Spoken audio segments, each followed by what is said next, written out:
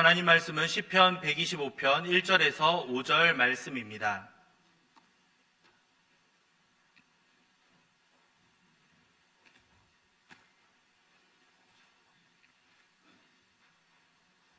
시편 125편 1절에서 5절 말씀 함께 교독하겠습니다.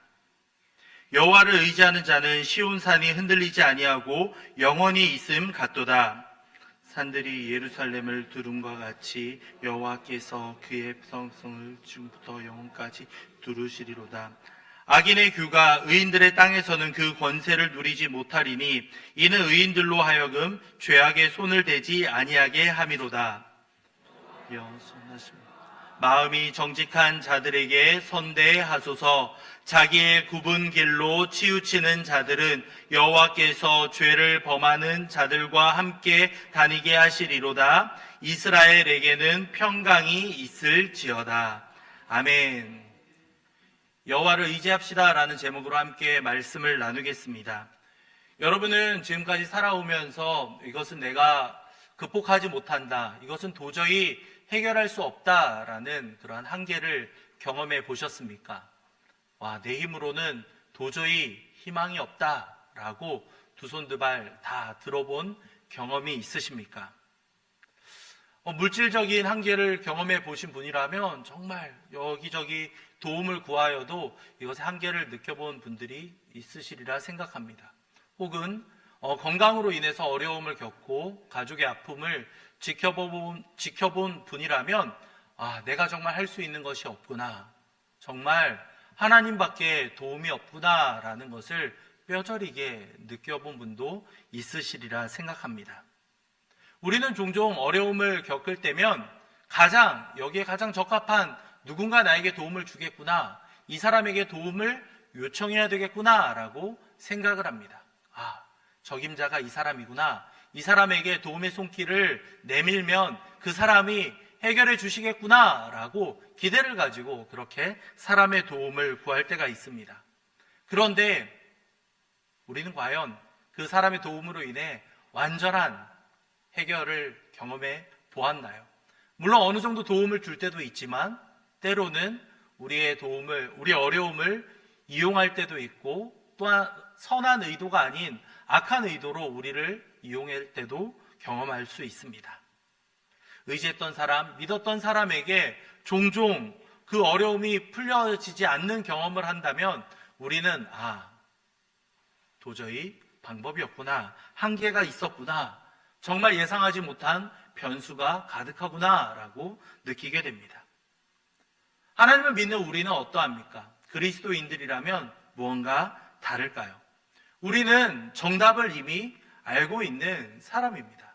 하나님이 도와주시면 해결이 된다, 하나님을 의지해야 한다라는 명확한 해답지를 펼쳐놓고 살아가는 우리들이지만 우리 역시도 이러한 실패를 경험할 때가 있습니다. 아까 말씀드렸던 것처럼 사람을 막 의지하고 이 사람 저 사람에게 도움을 구하다가 마지막 순간에 하나님이었구나, 하나님께 나아가야 되었구나 라고 깨달은 경우들을 있을 겁니다.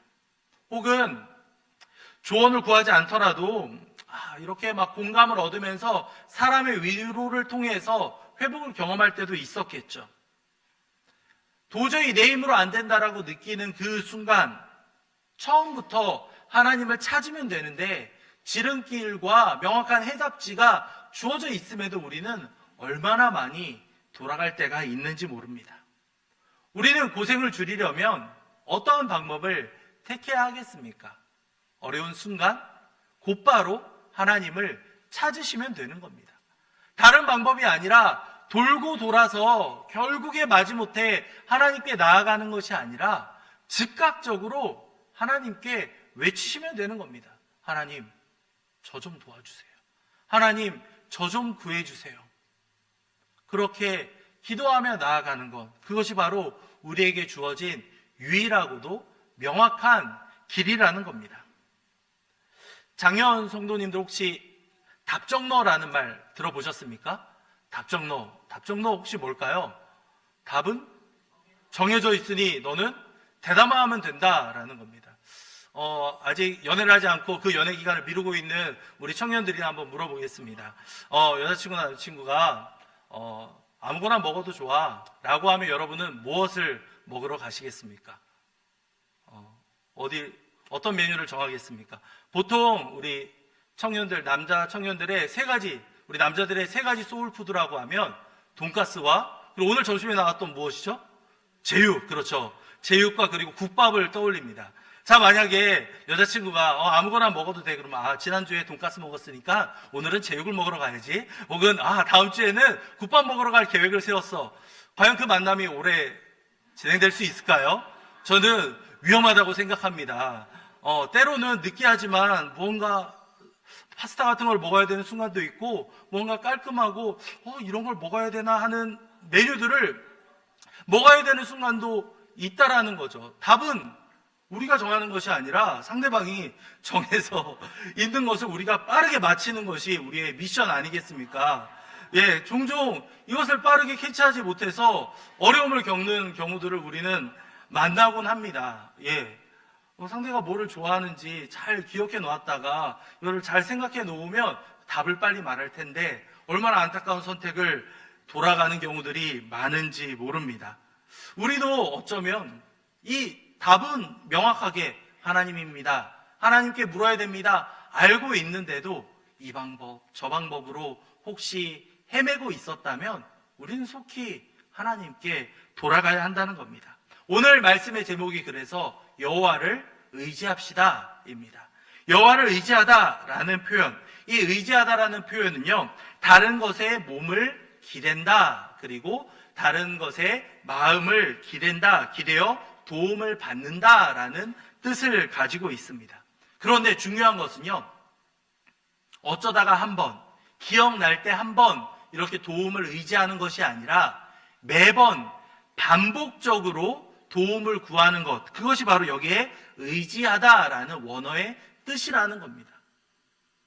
너무 어려운 그 순간 가끔씩 하나님을 의지하고 내 힘으로 될 때는 하나님을 외면해도 된다라는 것이 아니라 삶의 매 순간순간마다 하나님만을 바라보고 의지하고 도움을 요청하는 것, 그것이 바로 이 성경에서 말하고 있는 의지하다라는 뜻이라는 거예요.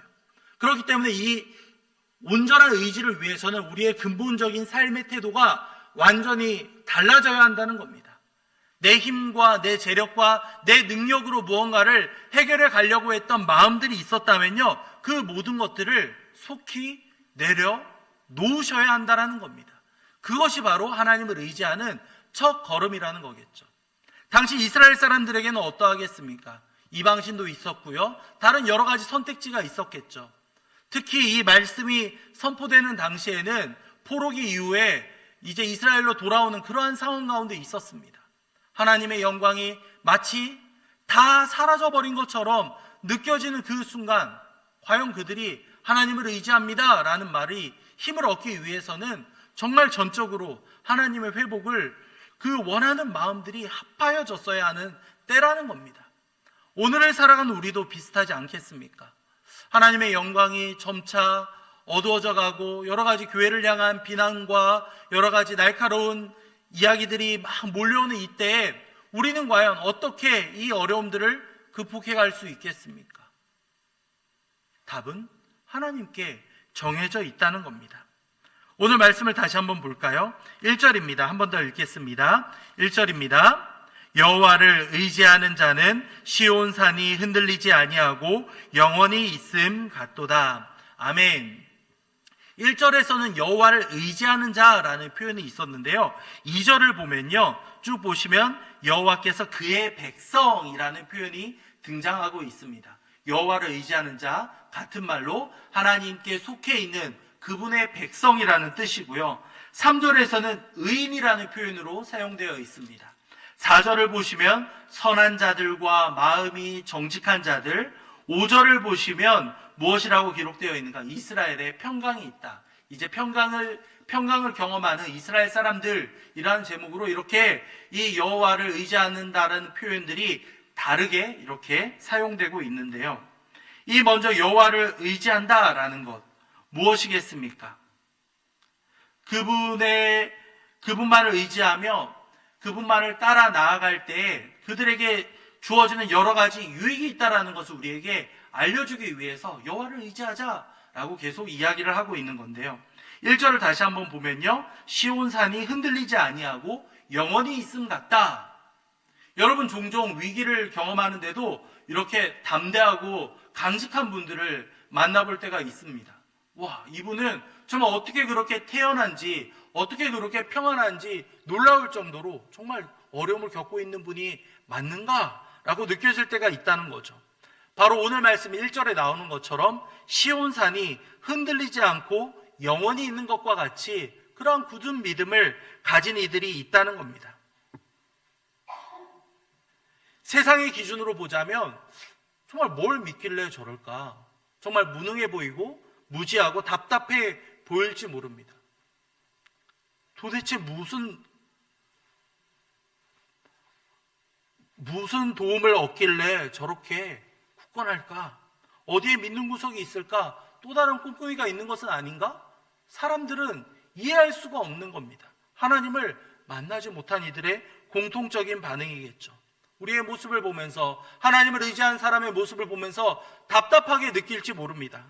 하지만 오늘 말씀은 분명히 이야기합니다. 시온산이 흔들리지 않고 영원히 있음과 같다라고 말입니다. 사람은 살아가며 수많은 인생의 파도를 경험합니다. 그것이 너무나도 거세기 때문에 이리로 저리로 잠시 흔들릴 수 있죠. 하지만 그 파도의 배 가운데에서 그 키를 잡고 있는 분이 하나님이라면, 그 항해사가 하나님이시라는 것을 우리가 안다면 우리의 마음은 달라지게 됩니다. 지금은 잠깐 어려움을 겪을지 몰라도 하나님께서는 결국에는 최종 목적지로 우리를 안전하게 이끌어 가실 것을 믿기에 우리는 안심하고 그 순간을 시온산과 같이 견딜 수 있다는 겁니다. 여러분의 삶의 키를 누구에게 맡기시겠습니까?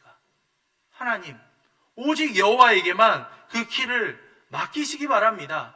그때 여러분의 삶 가운데 진짜 의지할 분, 정말 평안히 여러분 가운데 함께할 수 있을 겁니다. 그뿐일까요? 2절 말씀을 볼까요? 2절입니다. 한 번 더 읽겠습니다. 산들이 예루살렘을 두름과 같이 여호와께서 그의 백성을 지금부터 영원까지 두루시리로다. 아멘. 두 번째로 여호와를 의지하는 사람에게는 여호와의 두루심, 즉 보호하심이 있다라고 말씀하고 있습니다. 이 지정학적으로 이 시온산은요, 나머지 4개 산 주변에 이렇게 둘러싸여 있었습니다. 스코프스산, 올리브산, 멸망자의 산, 서쪽에 위치한 산 등 여러 산들에 의해서 이 산이 둘러싸여져 있었습니다. 이 시온 전체가, 바로 시온산 전체가 그 견고한 산성과도 같은 형태로 취해져 있었던 겁니다. 그렇기 때문에 이 125편의 시인은요, 그 백성들을 에워싸고 있는 모습을 예루살렘을 둘러싸고 있는 것과 같다라고 표현을 하고 있던 겁니다. 아무리 다른 백성들이 이들에게 몰려올지라도, 어떤 원수와 대적들이 그들을 공격할지라도 천연 요새와 같은 시온산이 지켜줄 것이다 라는 믿음을 가지고 그가 살아가고 있던 것이죠. 저는 말씀을 묵상하면서 하나님의 이렇게 둘러싸주시며 보호해주시는 모습이 갓난아기를 보호하는 아버지와 어머니의 모습을 떠올려 보았습니다. 종종 이 유튜브를 보면요, 아버지들의 놀라운 초인적인 모습을 볼 때가 있습니다. 아이가 이렇게 막 쓰러지기 직전에 이렇게 베개를 던져서 구해주시거나 아니면 몸을 날려서 아이를 딱 잡아주시거나 그런 모습을 본 적 있으실 겁니다. 어떻게 저렇게 빠르게 반응할 수 있을까 놀라움을 막 금치 못할 때가 있습니다. 저는 저희 둘째랑 지난달에 걸어가다가 둘째가 막 뛰어가다가 앞으로 그냥 넘어지는데, 이게 제가 한 1m 정도 뒤에 있었거든요. 근데 지켜볼 수밖에 없는 겁니다. 자기 혼자 뛰어가다가 자기 혼자 넘어지면서 이게 앞장구라서 앞에만 또 이렇게 상처가 나고, 이 아이를 보면서 저 무슨 얘기하는가 지금 둘째가 저를 쳐다보고 있는데요. 막 이렇게 넘어지는데 제가 어떻게 할 바를 모르겠더라고요. 혼자 가다가 저렇게 넘어지고 이렇게 상처가 나고 하는 걸 보면서 내가 정말 아이에게 해줄 수 있는 게 참 부족하구나라는 것을 많이 느끼는 찰나를 경험했습니다. 아버지들이 참 그렇게 참 지켜주는 모습을 보면 정말 온 신경을 정말 아이에게 쏟고 있으니까 저렇게 반응할 수 있겠구나라는 것을 저는 많이 느꼈던 것 같아요. 어머니가 안아주시는 모습은 어떠합니까? 어머니들이 아이를 꼭 안아주면 아이들은 평안한 마음으로 잠에 듭니다. 하나님의 안아주심은 그 이상 아니겠습니까? 아버지의 초월적인 능력과 어머니의 그 따스함을 뛰어넘어서 하나님께서 여러분을 이렇게 두르시며 감싸주고 있다라고 성경 우리에게 알려주고 있는 겁니다. 세상 무엇과도 비교할 수 없는 명확한 방패막이 우리에게 함께하고 있다는 겁니다. 그러기에 우리는 평안하게 오늘 하루를 시작하며 살아갈 수 있는 것이죠. 동물원에 가보면 어린아이들이 종종 맹수를 이렇게 바라볼 때 그 중간에 이렇게 유리막이 있잖아요. 맹수는 이렇게 누군가 앞에 보는 사람이 한눈을 팔게 되면 뒤에서 위협적으로 다가오거나 이렇게 막 위협하는 경우들이 있을 거예요. 그런데 우리가 그런 가운데도 아이들을 가만히 놔두면서 지켜보도록 하는 것은 이 유리막이 우리 아이를 지켜줄 거라는 믿음이 있기 때문 아니겠습니까? 우리 역시 마찬가지라는 겁니다. 하나님이 우리와 우리 자녀들을 잘 두르고 보호해 주시기 때문에 우리는 이 땅을 살아갈 수 있다는 겁니다. 여호와를 의지하는 것은 이 두르심을 경험하는 것과 같습니다. 어려운 상황 가운데서도 가장 명확한 방패가 되시는 분, 그분이 바로 여호와 하나님이시다라고 성경 우리에게 알려주고 있습니다. 그렇게 우리는 이 어려운 순간마다 하나님이 어떻게 우리를 이끌어 가시고 인도해 주시는지 말씀과 기도를 통해서 재확인하며 우리의 마음을 굳건히 붙잡으시기만 하면 되는 겁니다. 너무나도 뻔한 결론처럼 느껴지십니까? 그런데 우리가 이 말씀을 묵상하지 않아서 하나님이 잘 지켜주고 있다, 너와 함께하고 있다라고 계속해서 우리에게 알려주고 있으심에도 불구하고 우리가 그것을 놓쳐버리는 경우가 얼마나 많은지 모릅니다. 기도하면 되는데, 기도하면 분명히 우리 마음 가운데 평안을 주실 건데 우리가 기도하지 않기 때문에 하나님의 음성에 귀를 기울이지 못하고 반응하지 못하는 경우가 있다는 겁니다. 여러분들, 말씀과 기도를 통해 하나님의 두르심을 경험하는 성도님들이 되시기 바랍니다. 여러분은 이 엄청난 방패막과 혜택을 함께 경험하고 있는 하나님의 자녀입니다. 세 번째 말씀을 볼까요? 3절 말씀입니다. 함께 읽겠습니다. 악인의 규가 의인들의 땅에서는 그 권세를 누리지 못하리니 이는 의인들로 하여금 죄악의 손을 대지 아니하게 함이로다. 아멘. 이 125편을 보면 이 상황이 명확하게 나와 있습니다. 악인의 규라는 표현은 이 악인들이 의인들의 땅을 지금 지배하고 있는 현실을 말해주고 있습니다. 이 규는 원래 막대기라는 뜻이고요. 이것은 권세를 의미해주고 있습니다. 당시 포로기 후기에 바벨론에 의해서 페르시아 바사의 지배를 받으며 고통을 당했던 이 이스라엘 백성들이 이제 시온을 향해서 돌아오며 노래를 부르면서 여호와의 도움을 구하고 있는 장면이라는 겁니다. 비록 잠깐이지만 하나님의 능력으로부터 멀어져 있던 이들이 하나님의 도움을 구하면서 확신을 가지고 돌아오고 있는 겁니다. 당시 수많은 사람들이 이 포로 시간을 겪으면서 악인들의 손에 넘어가고 그들의 신앙을 잃는 이들도 많이 있었습니다. 우상을 섬기는 이들도 있었고 하나님을 의지 않고 자신들의 방법을 쫓아 살아가는 이들도 많이 있었습니다. 하나님을 버리고 불신의 길로 접어드는 이들도 있었다는 것이죠. 그런데 놀라운 것은 무엇입니까? 여호와께서 함께 하시는 이들에게 죄악이 그들을 건드리지 못한다, 손을 대지 못한다 라고 말씀하고 있는 겁니다. 성도님들, 끝까지 신앙을 지키고 하나님을 바라보는 이들에게 임한 은혜가 바로 이와 같다는 겁니다. 죄악에 손을 대지 않고 나아가는 이들을 하나님께서는 보호하신다라고 말씀하고 있습니다. 죄의 유혹이 여러분을 위협할 때가 있습니다. 반대로 달콤한 말로 여러분을 흔들어 놓을 때도 있습니다. 그렇게 다양한 방법으로 여러분을 넘어뜨리려고 할 때 우리는 누구를 의지해야 되겠습니까? 오직 하나님 한 분밖에 없지 않겠습니까? 하나님께서 얼마나 죄를 미워하시는가? 우리는 그분이 누구를 보내셔서 그 죄를 사하여 주셨는가를 묵상하면 충분히 알 수 있습니다. 독생자 예수 그리스도를 보내주셔서 그분을 희생하시면서까지 우리의 죄를 용서해 주셨다라는 것은 다른 대안이 없었다라는 것을 말해주고 있는 겁니다. 하나님을 사랑하면 사랑할수록 우리의 죄가 얼마나 크고 얼마나 비참한 상태였는가 우리는 깨달을 수밖에 없다라는 겁니다.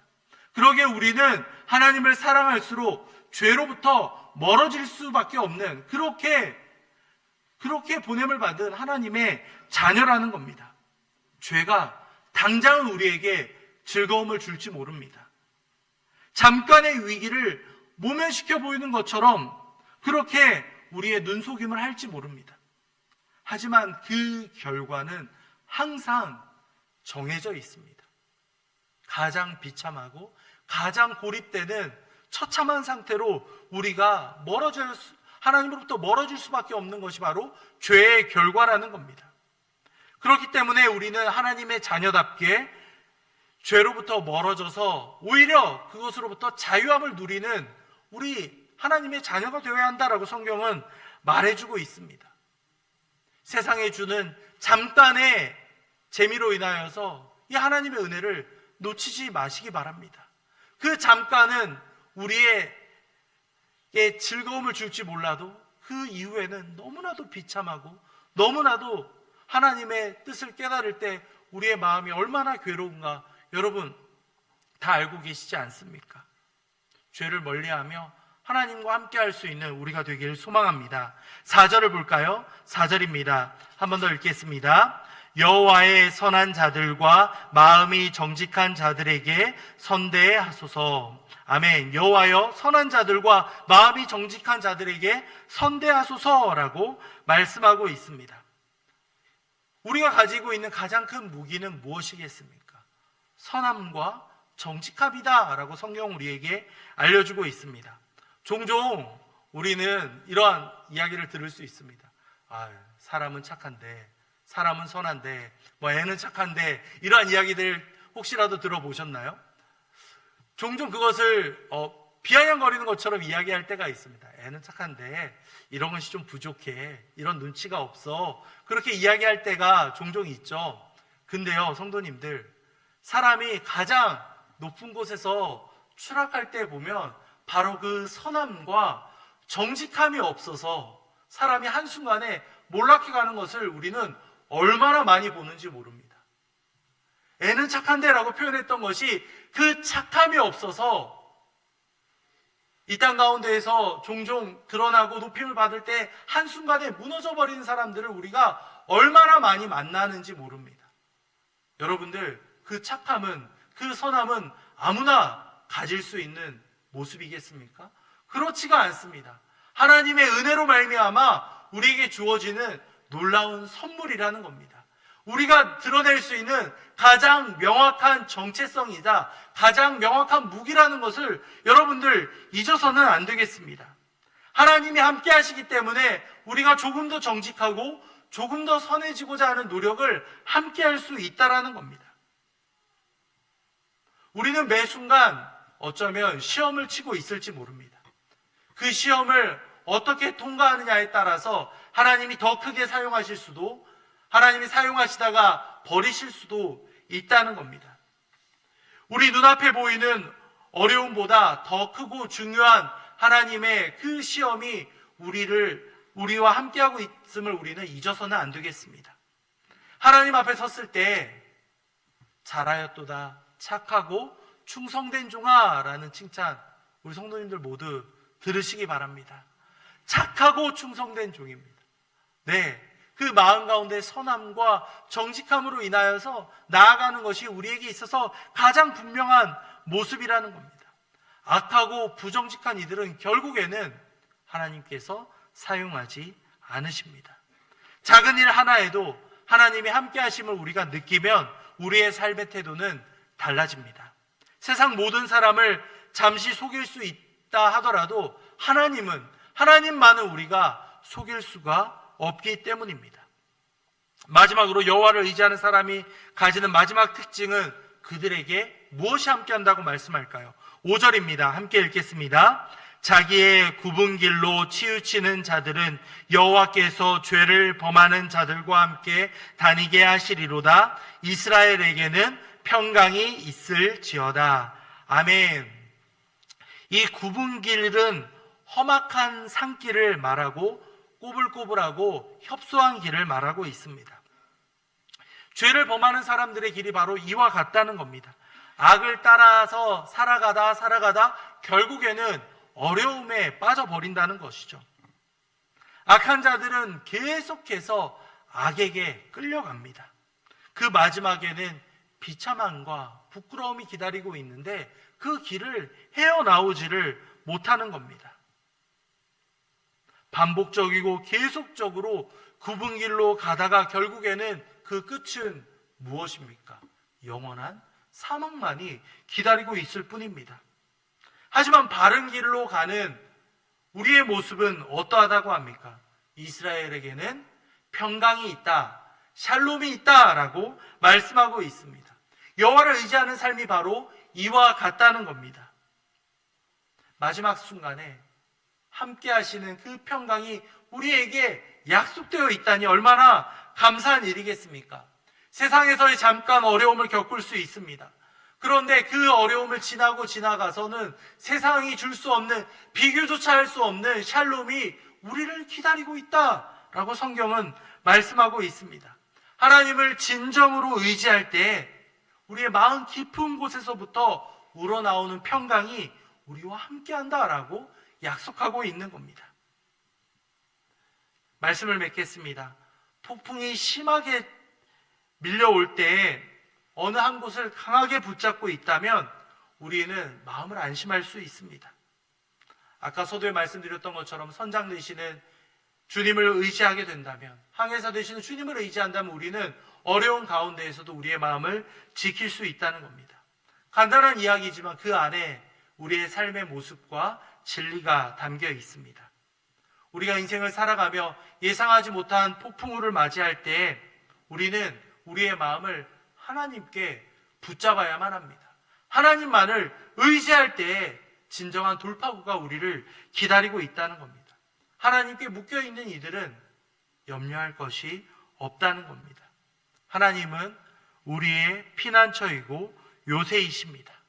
사냥꾼이 어떠한 올무를 우리에게 던지고 공격할지라도 우리가 안전할 수 있는 것은 하나님이 그 모든 것들을 지켜 보호하시기 때문입니다. 눈앞에 있는 어려움으로 인하여서 여러분들 하나님을 바라보지 못하는 분들이 있으십니까?